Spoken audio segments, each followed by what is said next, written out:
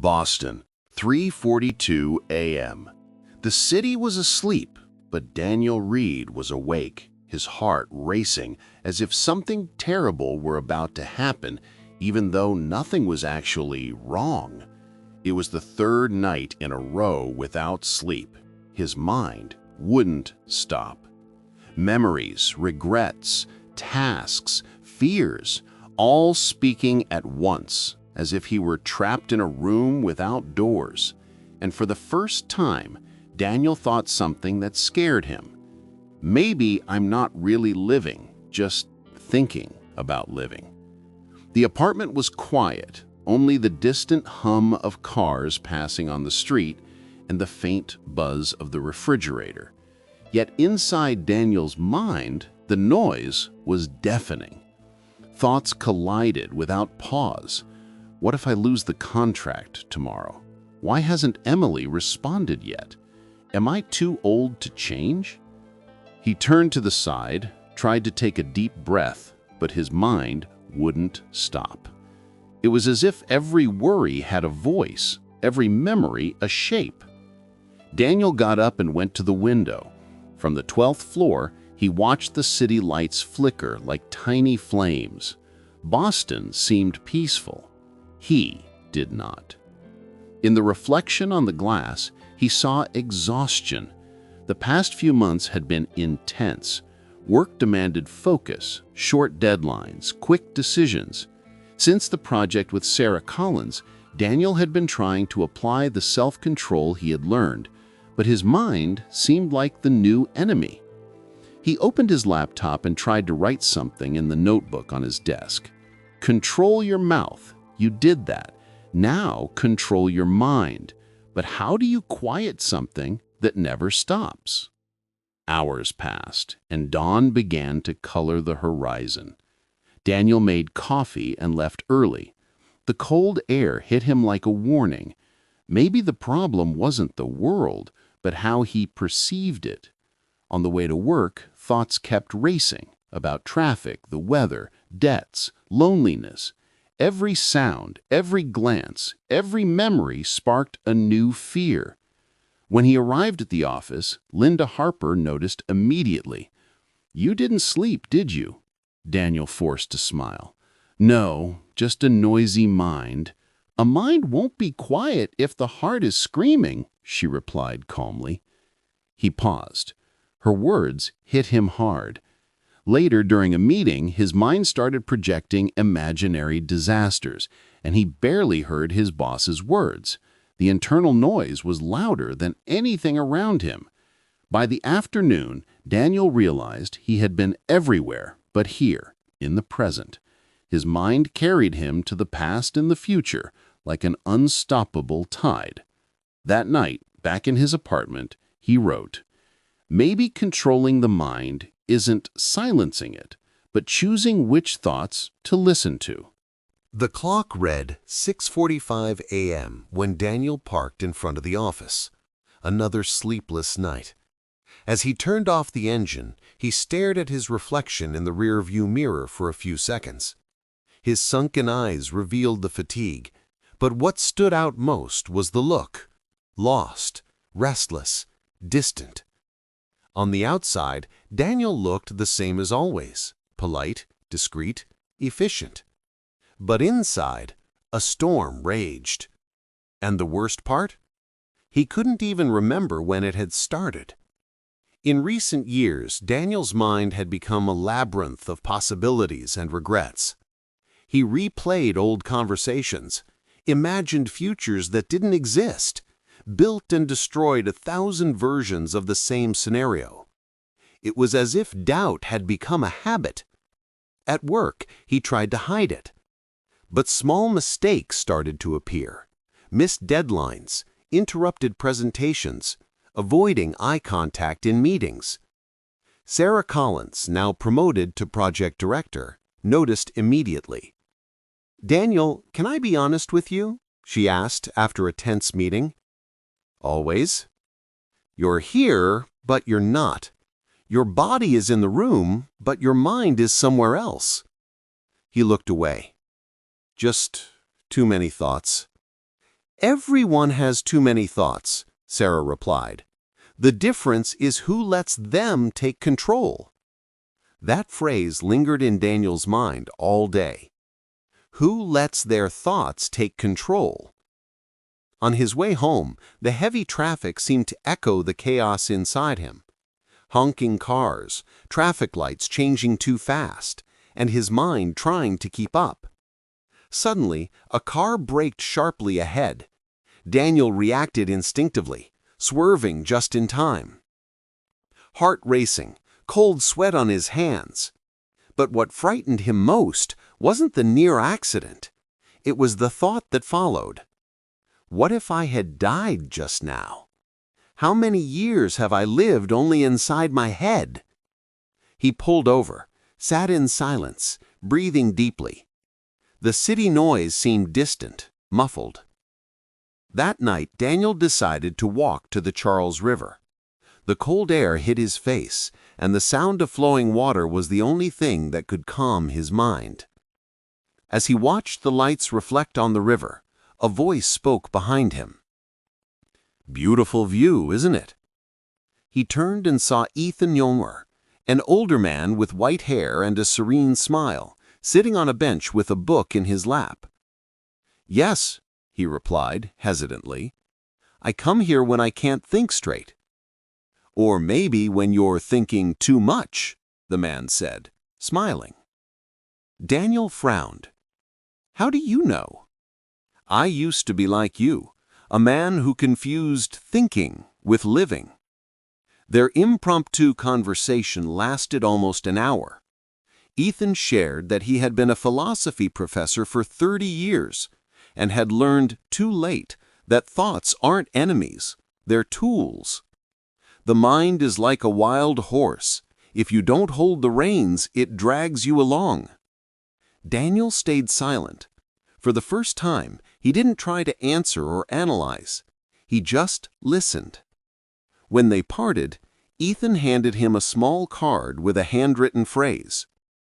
"Observe your thoughts like clouds. They pass, and you remain." That night, Daniel went home at peace. For the first time in weeks, he slept before midnight, not because his mind stopped, but because he stopped fighting it. The next morning, he woke up different. The sun streamed through the window, and for the first time in a long while, the sounds of the world felt bearable.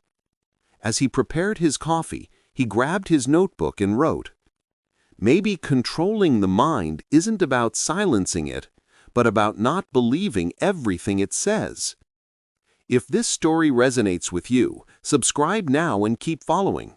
In the coming chapters, Daniel will discover what it truly means to master his mind, and the price of failing to do so. In the days after meeting Ethan, Daniel began writing down his thoughts every morning, calling it his mind map. At first, the pages were chaotic, loose phrases, doubts, regrets, fears. But over time, the words started to form order, and with them came silence. For a brief period, Daniel believed he was getting better. He slept more, concentrated better, even received praise from Sarah for his performance. But, as happens with restless minds, calm became a trap. On a gray Friday afternoon, he was called into a meeting with the new CFO. The topic? Layoffs. And among the possible names was his.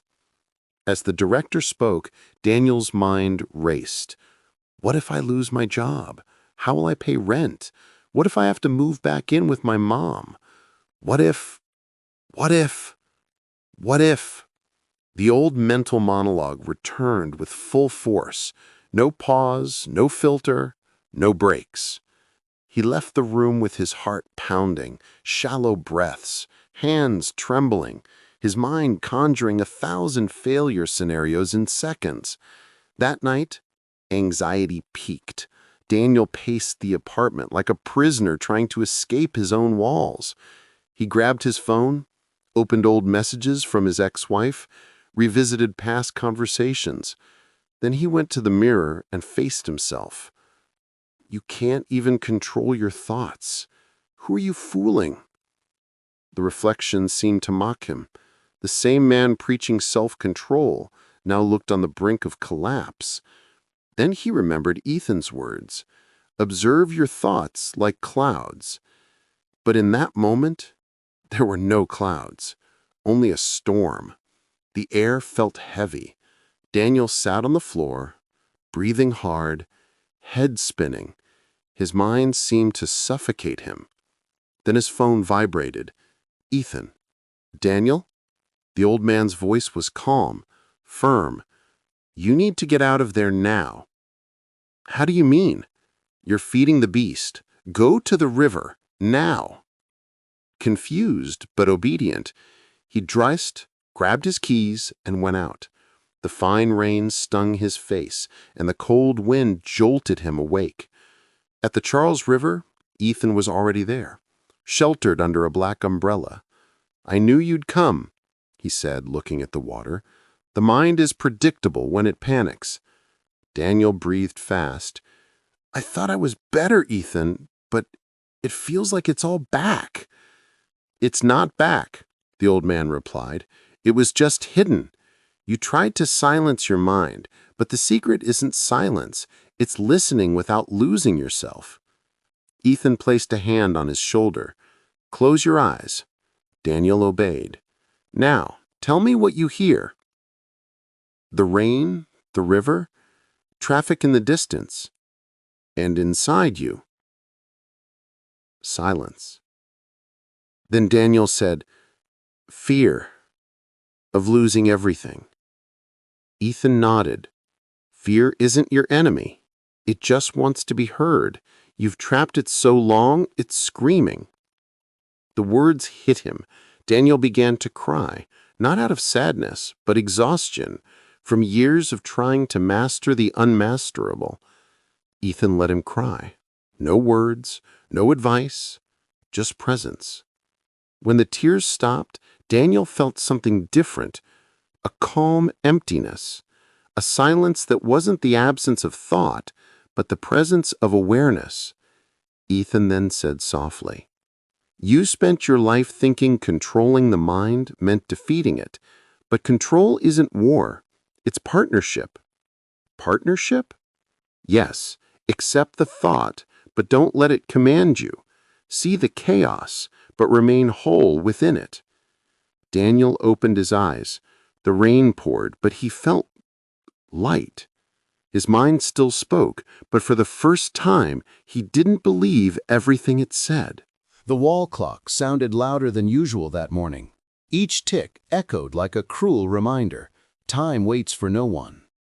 Daniel woke early, body heavy from the previous night. In the mirror, dark circles marked his face, but there was something new in his eyes, a trace of calm or perhaps surrender. He remembered Ethan's words, "The secret isn't silence, it's listening without losing yourself." This day would be decisive. The company was about to announce layoffs, and his name was still on the list. Rumors swept through the halls like wind. Colleagues whispered, doors closed, smiles disappeared. But this time, Daniel wasn't fighting the external noise. He was learning to observe the internal. As he reviewed reports, thoughts arose. What if I'm next? What if this was all for nothing? You were never good enough. He took a deep breath, closed his eyes, and did as Ethan had taught. They're just thoughts, not commands. For a moment, the inner chaos ceased. A quiet, subtle, but powerful, filled his mind.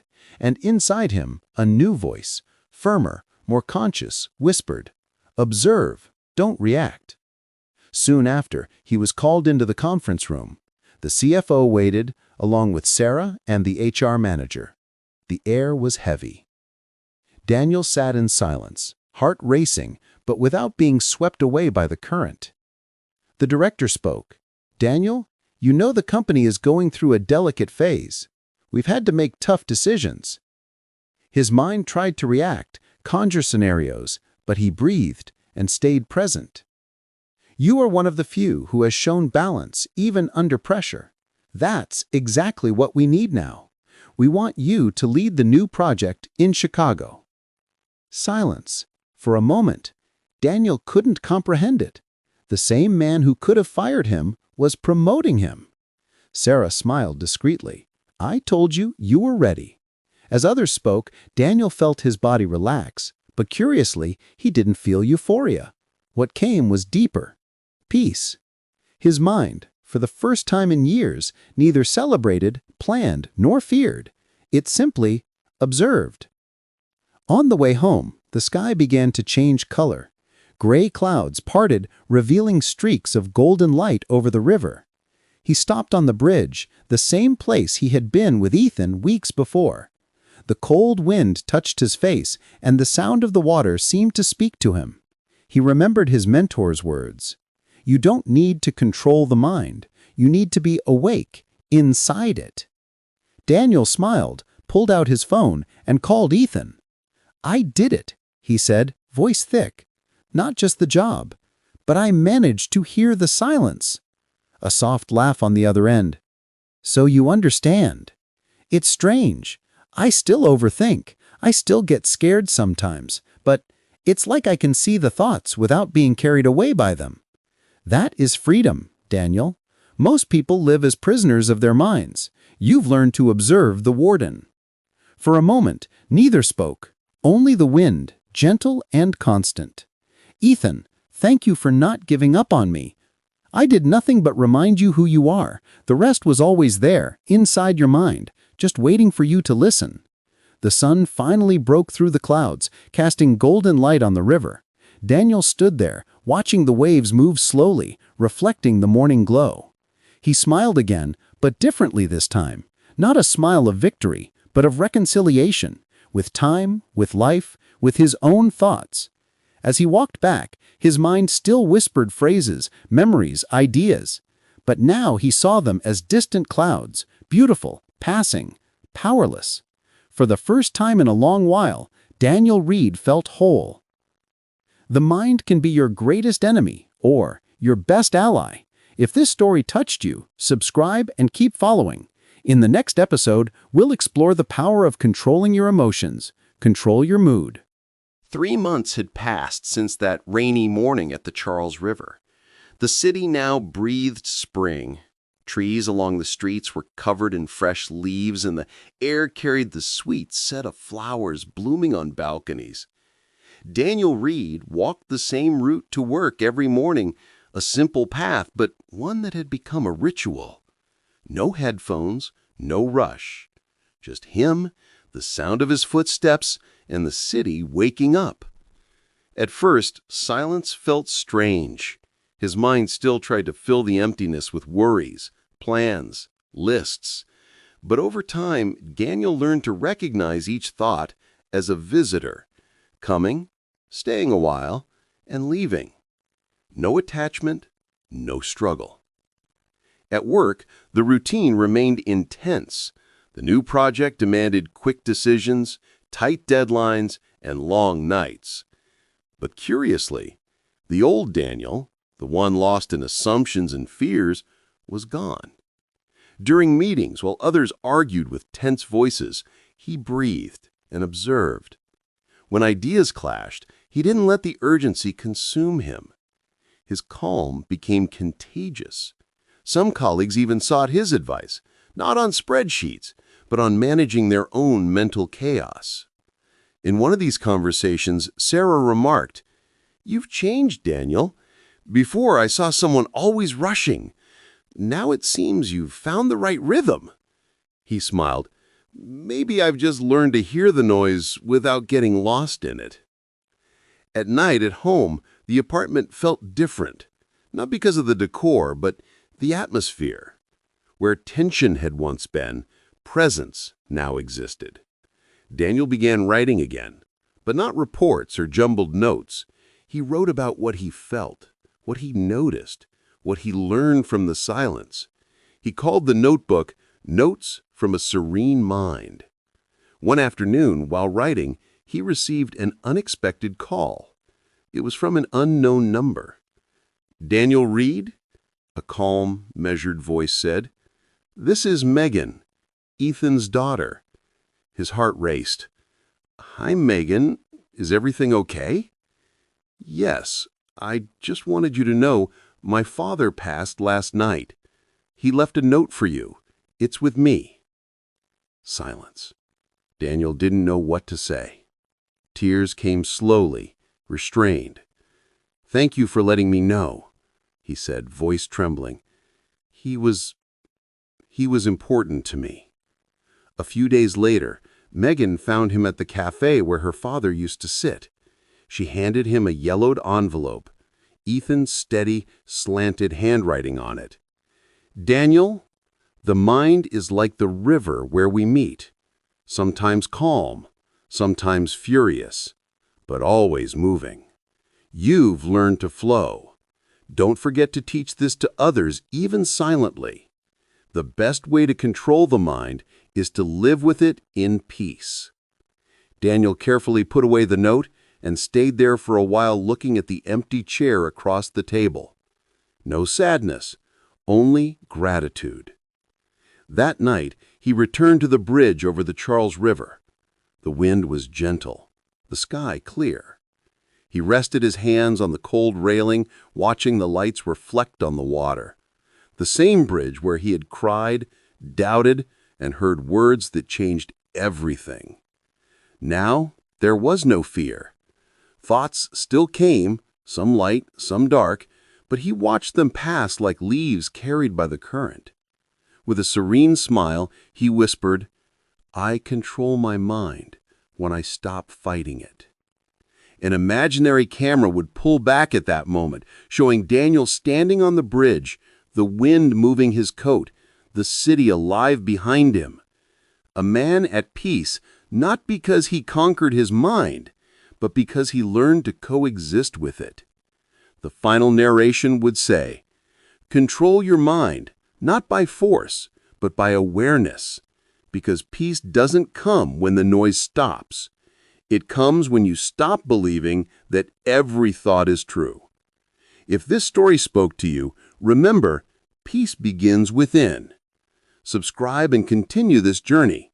The next episode is about control your mood, your emotions. Until then, take a